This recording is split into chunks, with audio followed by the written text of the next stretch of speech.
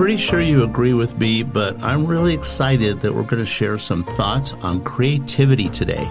You know, that's what the Thought Row podcast is all about. Well, we've had a lot of creative people on our show. There's a lot of creative people in this world, and we've been really fortunate to chat with some of them and get to know them. You know, all of those wonderful interviews and all of the great comments we received are so cool and so appreciated. You bet.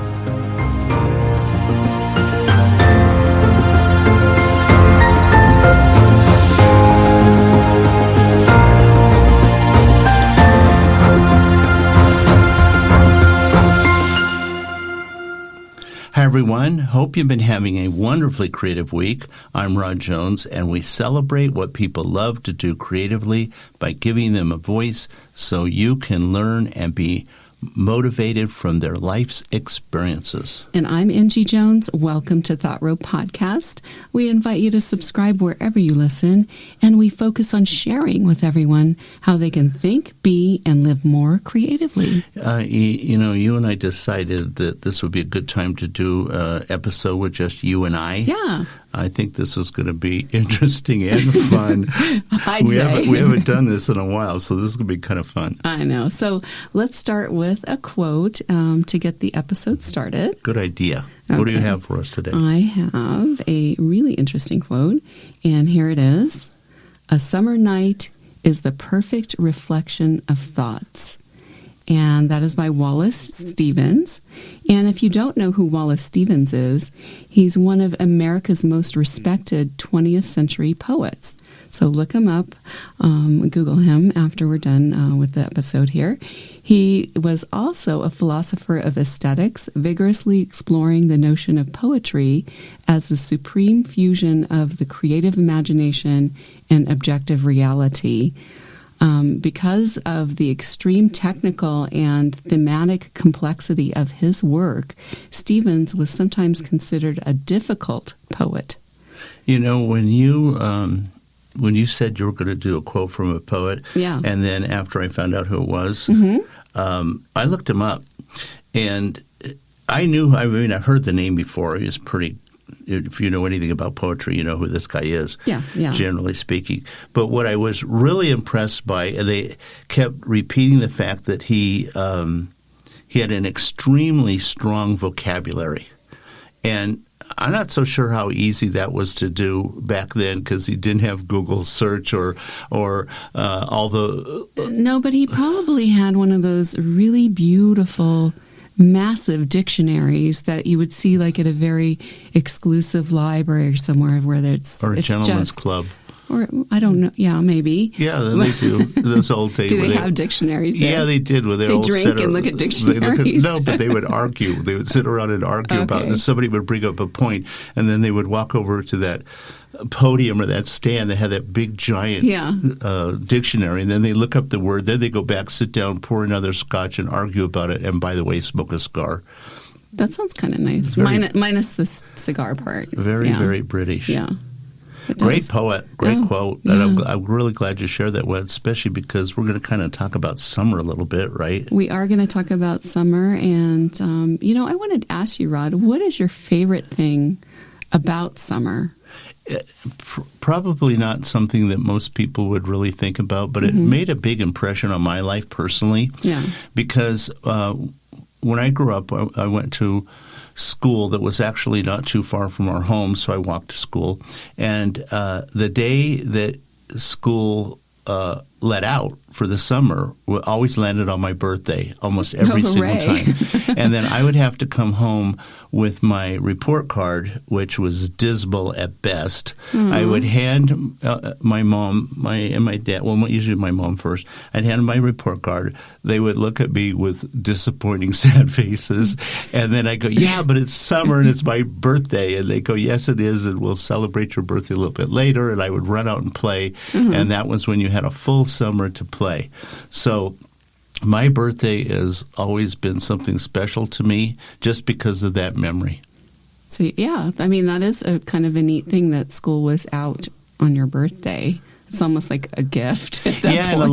and it was really interesting. A lot of my friends, probably my very, very best friend, he used to envy me. He used to say, "God, you're so lucky because when you take your report card home, they really can't yell at you on your birthday." That's kind of true, I guess. So you had a free pass there, huh? Yeah. That was cool. Okay, so what about you? What's your favorite thing about summer? The favorite thing about summer is road trips and swimming and the wonderful warm weather, because I'm not a real big fan of cold weather, as you know. It makes me feel horrible. But especially because we live in the mountains we live in the mountains where it snows and it's really cold. But I really like the warm weather, and I like swimming and just being warm and wearing summer clothes. But the road trips, I think, like you and I have taken a ton of road trips. And growing up, we took road trips. And it's always so much fun to get in a car and go somewhere and see all the scenery and meet new people and eat in diners. And, just really, your whole life changes with this little road trip that you're taking in a car. Well, a lot of things that you and I also used to do, no matter what town we went into, the smaller the town, the better. We would always find their museum or their library, because a lot of libraries in smaller towns have kind of a combination museum. Yeah. And they have the history. Or go into a national park. They always have a museum. Yeah. And I really enjoyed that. I learned a lot. It was fun to explore what was going on in these little towns. Yeah. And their histories go way back. It's surprising. You know what I liked when we would go to different little teeny towns is walking through their main street and seeing their interaction with each other and their lives, just their lives in general, was fascinating to me, of what they would, how they would interact with each other. I thought that was really sweet to see a little snippet of their lives. And how they pronounced words.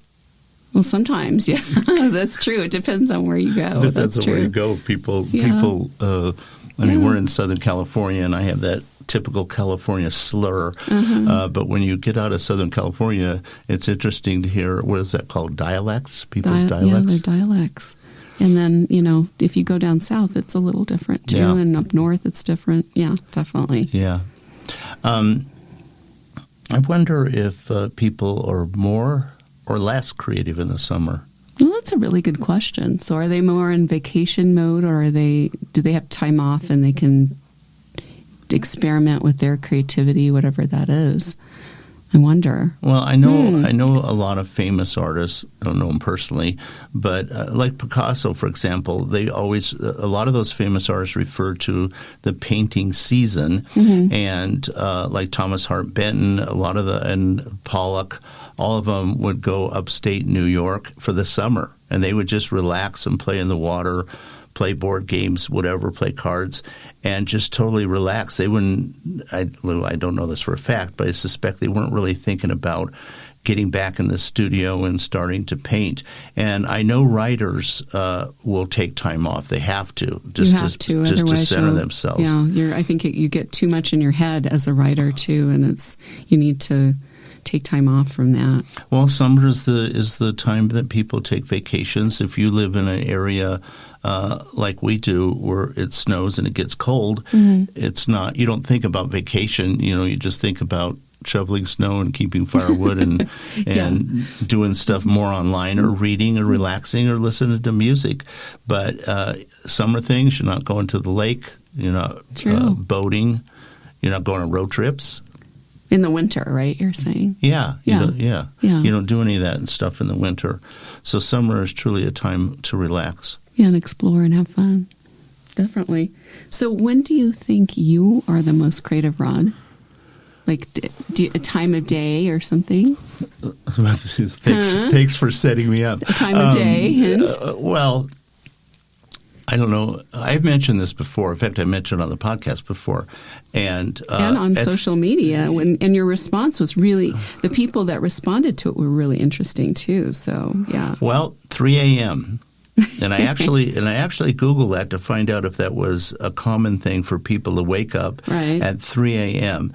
And the first thing I do at 3 a.m. is look at my clock, usually my phone. To confirm it's 3 a.m., Yeah, right? and by golly, as they say, it is. It's You're on time. It's 3 a.m. But that's when I get these really brilliant ideas.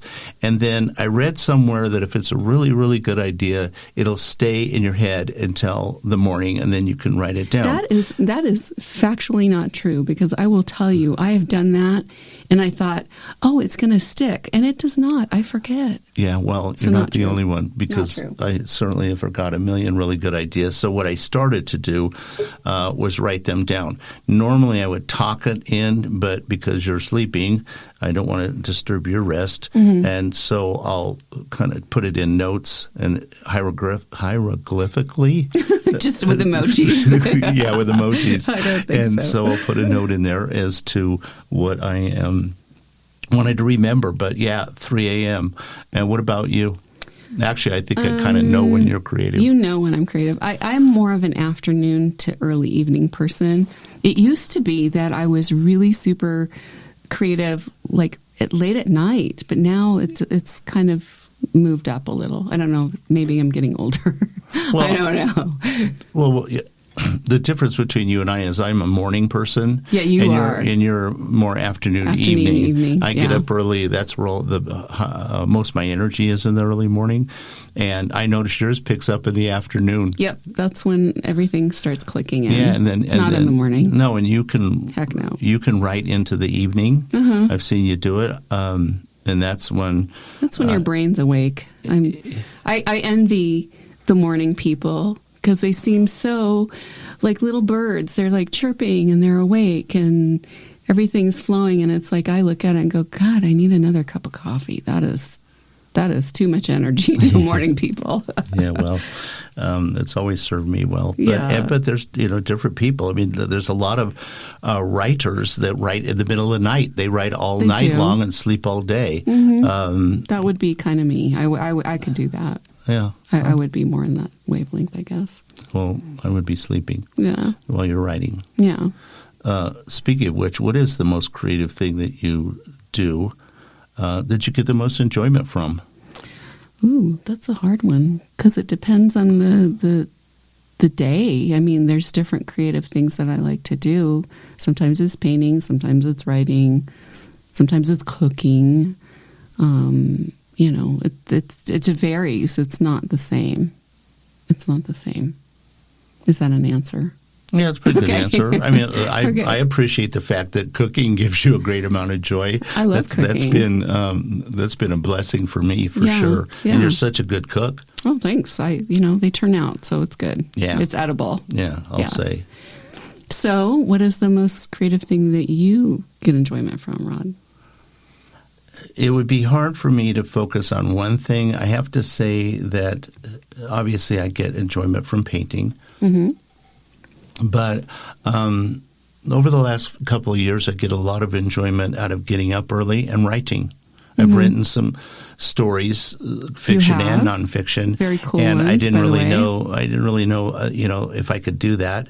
And I had just a ton of fun doing it, especially developing characters, because I've had a lot of life's experiences, so I can kind of relate to different people's experiences in their lives and chart it down as them speaking from their position. But I think I have to say that's probably over the last few years has given me the most creative enjoyment. It's really fun, and it doesn't require – I mean, I encourage everybody to do this because it doesn't really require anything. If you got a pencil and a piece of paper, you can write. Yeah, you can type it into a computer, and if you're like me, I talk it in. But just – I recommend that people write. It's a very creative thing to do, and it's my understanding, and I don't really do this that much. I know you do it periodically. And journaling. Sometimes. I don't journal a lot. It would be nice if I could, because I feel like that could be a good way to sort out your thoughts a little more, so that might be kind of cool. But no, I don't journal. Well, it's very popular. It's very popular. I've tried it, and it just, even when I was an angsty teen, I didn't get into it. I think I had 2 pages in my diary. That was it. And we had a guest on that was all about journaling. All about journaling, yeah. Angelina Fielding. Fielding, yes. yeah. Yeah, you can check her out on social media. She's wonderful. In fact, actually, I think she creates journals. She creates beautiful journals. So, yeah, we'll put a link for her journals. That would be cool to see. Her journals are incredible. But check them out. They're so pretty. They're gorgeous. Yeah. So how has social media, speaking of social media, how has social media influenced your creativity, Rod? Because I know you enjoy it very much. Like you're on it, you're really active. I'm not as good at it because I get a little frozen. Well, it's one of those things that you love to hate and hate to love. I really like the fact that I've met a lot of really, really talented and interesting people, and we've become friends on social media. Some of these people I know that live in other parts of the world will probably never meet each other in person, but it's been nice. I really like it. I know there's a lot of talk now about the algorithms and how things are changing, and it's becoming more difficult, and I can see that myself. But you can meet some really nice people. And, there's some mean people on there, too, but they're easy to avoid. Well, the nice thing about... You just kind of block them, and that's it. You're done. The nice thing about social media is you can hit the block button, and they're out of your life. Social media is how you, if you're a creative person, that's how you present your creativity. Rather, you're like we had an opera singer on, right? And we met her through social media. Madison, she was lovely. Yeah. She's a lovely lady. And I've gotten to know her even more just by her posts. So what do you think that you have learned from some of the people that we've had on the show, like regarding their creativity?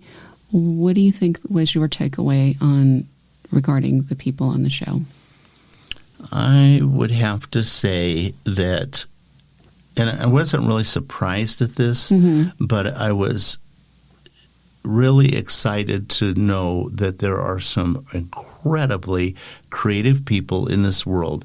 And unfortunately, they don't get the recognition that they probably deserve.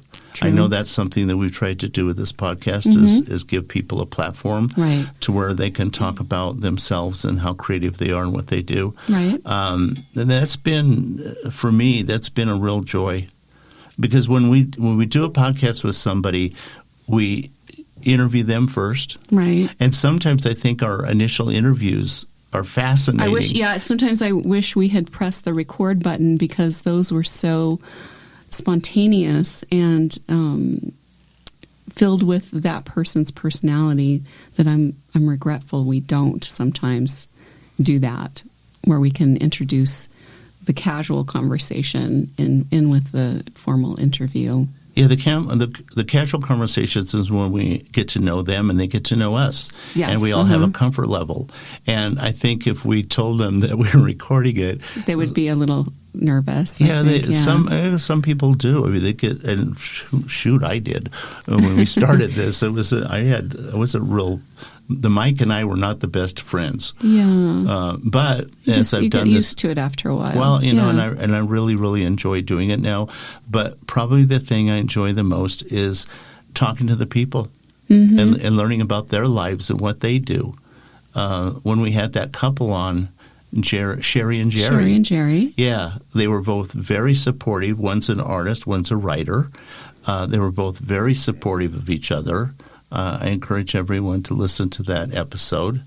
They're great, and she is very talented, and he is very talented as a poet. Very much so, Getting back to poets.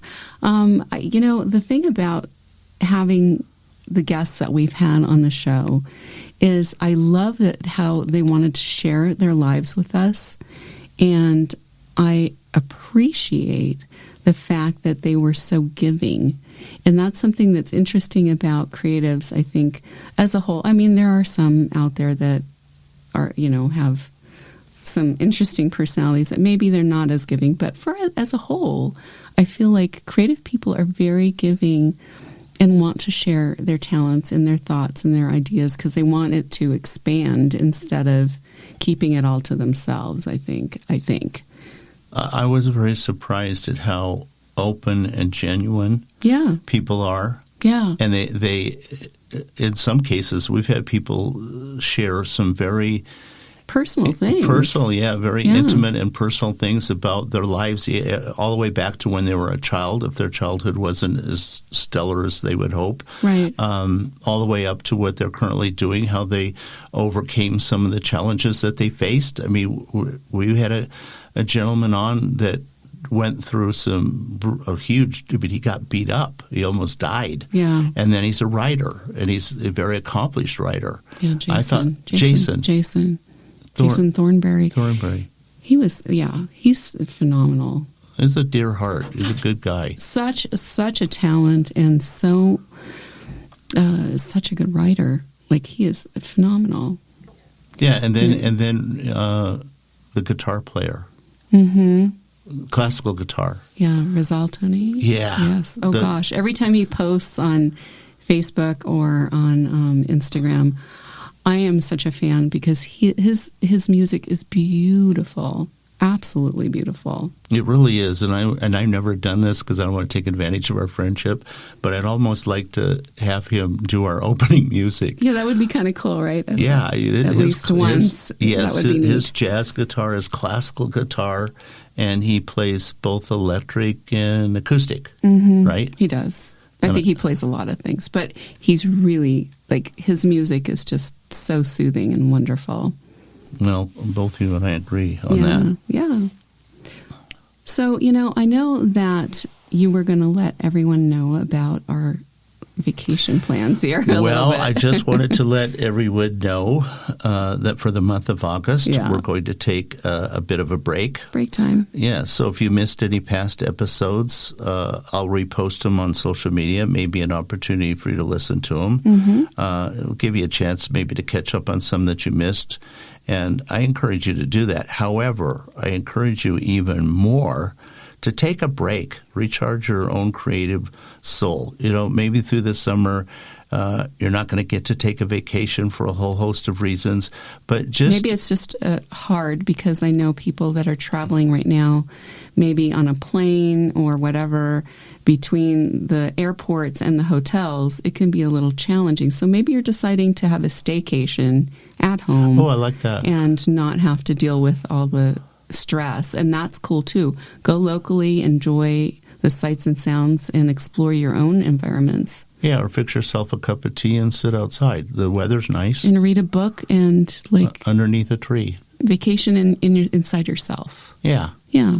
So kind of cool. Like our friend DeWitt does. He does, and he's so good, and I love looking at his pictures of his area and his yard and all the good things he's growing. In Georgia. Totally jealous, by the way, of all the things he's growing. He looks so good. And he is a brilliant poet and a brilliant writer. He is. Great guy. He is. In every respect. Well, probably one of the best things about summer that everyone can agree upon is that it is a great time to enjoy nature and replenish yourself. And fall is going to be here soon enough, so don't hurry and enjoy the lazy days of summer because we're heading into August now pretty soon, and enjoy the last bits of summer here. Yeah, like you said, fall will show up sooner than you had hoped. What is the one thing that you do to relax? What relaxes you the most, Inci? Oh, gosh. I really enjoy listening to music. I enjoy reading. I enjoy cooking. But I think that what really relaxes me the most is when I meditate, because I really feel like that's replenishing for my body on a cellular level as well as spiritually. I'm a big fan of meditation. Yeah, I noticed you'll plug in your little headset and lay on bed and go into your meditation. It's really nice to see that. I love it. And, if you haven't tried it, go to YouTube. There are tons of channels there that are meditation channels, and they're absolutely free. You go in, you can put in your headphones, lay on a bed, or sit if you prefer. I like to lay down because then I take a nap with it too. But I really feel rejuvenated afterwards. And over the summer, try it. They have kind of shorter meditations, and you can give it a try, and you'll be amazed at how rejuvenated you will feel. I can tell after you meditated, you have kind of an aura around you of being relaxed. Yes, I highly recommend it to everyone out there. So what do you do to relax, Rod? Probably the thing that I do that relaxes me the most is if I sit in a chair, put on a headset and listen to some classical music, a good headset where the audio quality is pretty decent. And I'll listen to classical music, some of my favorite pieces. And what happens is I kind of go into a half-sleep state, and my brain is kind of drifting, but it's very relaxed. Very pleasant space to be. I guess it's kind of the same thing you get when you listen to meditation. But for me, listening to light classical just really relaxes me. And sometimes just other types of music, almost always music that has no words. Yeah, that's really interesting that you listen to music exclusively, I think. Really, you don't listen to a lot of music that has words or lyrics. Well, once you start introducing lyrics into a song, the first thing I start doing is repeating it in my head, and then, like everybody says, that song stuck in my head all day long, and it has a tendency to do that with me. So might be my dyslexia, but whatever it is, I just plain music. Just like no words. Yeah, no words. Okay. Keep the words out. All right. Well, you know what? I'm going to ask the question that we always ask our guests, that you always ask our guests, but we've never... No, you're going to ask me this question. But we have never asked each other this question. Oh, that's true. And here it goes. This one's for you, and I know I'm going to get it back. Yes. If you could sit on a park bench and chat with anyone from the past, boy. Who would it be? Oh, wow. There are several answers here that I can give, but this is what I'm feeling today. This may change tomorrow or in an hour from now, but right now, this is very spontaneous, I want you to know. I would want to chat with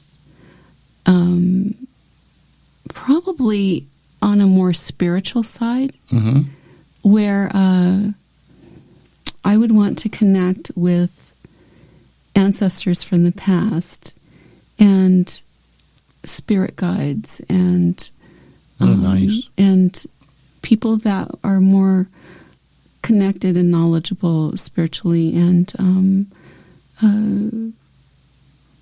I guess just to find out what your purpose is in life. What is it? What is your goal? What is the great Creator want you to accomplish in this world? That actually is an answer that I would expect from you. Yeah? Yeah, it makes a lot of sense. That would be something that if I were to say what I would suggest you to say, it'd be something similar along those lines, because you are very spiritual and you're very connected in that realm. A good answer. Thanks. I don't think anybody's answered that question that way. No, it's kind of like way off You heard it here first. Yeah, that's my thought. So what I am interested to hear what you're going to say. I want you to ask me the question. Okay, I'll ask you. Like I am formally a guest. Okay, so I'm going to ask you the question that we ask all of our guests, Rod. And that is, if you could sit on a park bench and chat with anyone from the past, who would it be? Well, I gave that some thought because I knew this is what coming up. Yeah. I gave it some thought, and I have to say that a lot of it has to do with what I do creatively. So I suppose the artist side of me would love to sit with these famous artists, and you can pick anyone, and they would be fascinating. And then the writer side would want to sit with a writer, right? All these famous writers. Sure. And I even thought about Mark Twain. he would be somebody I'd really want to sit with. But there's a lot of writers that I would love to sit and chat with. And because I like classical music, there's a lot of composers. There's just a lot of people that I would want on that park bench. In fact, that park bench would probably turn into a stadium, right? But certainly multiple benches. Need to keep adding on, right? Okay. We would sit in this big circle and everybody would talk about why and how and what they did creatively, and I could sit there and ask them questions, and they could ask each other, could ask questions of each other. I think it would be fascinating. Could make a movie or a TV series, right? That would be kind of cool. Yeah, it would. But I can't name any one person because it would really depend upon me floating in and out of a particular genre, and that's what it would be. So I didn't give a real great. No, actually, I like your answer because it could be like rotating. Like you could have different people coming by, and it's kind of like a big picnic where people show up and you don't know who's going to show up. Well, I've read a lot about cool. Mark Twain's life, and I have a lot of respect for the things that he did when he was running through difficult times, etc. So I think he would certainly be front and center on that lineup of guests. Mm-hmm. But anyway. I like your answer. I think it's a cool answer.